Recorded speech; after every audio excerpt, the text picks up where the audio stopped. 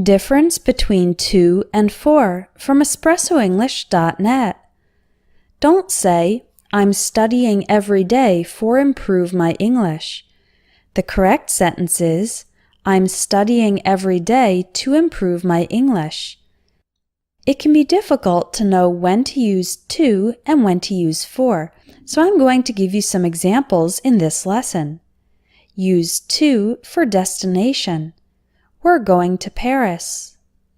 Use to when talking about what time it is, particularly when you're talking about minutes before an hour. For example, it's 1:45. Use to when talking about distance. It's about 10 miles from my house to the university. Use to when comparing, specifically when using the word prefer. You can say, I prefer sleeping to working. Use to when giving something to someone. For example, I gave the book to my sister. Use to when talking about a motive or reason with a verb. For example, I came here to see you. Use to when talking about a function with the verb in the to form. For example, a ladle is a big spoon used to serve soup. Use for in these cases. Benefits. Yogurt is good for your digestion. Use for when talking about a period of time. We've lived here for 2 years. You can use for when talking about scheduling.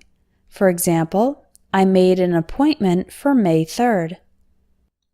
For can also express being in support of something. For example, are you for or against the development of nuclear weapons? Use for when doing something to help someone. For example, could you carry these books for me?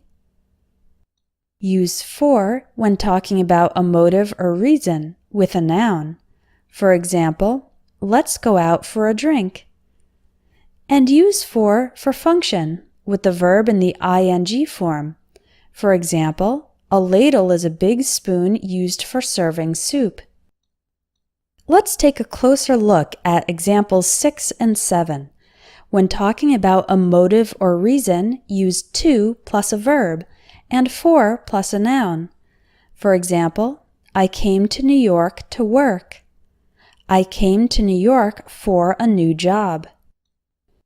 When talking about function, we can use to or for, but to is followed by the base form, and for is followed by the ing form of the verb. This machine is used to make copies.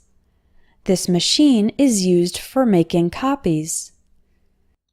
I hope now you have a better idea of when to use to and when to use for.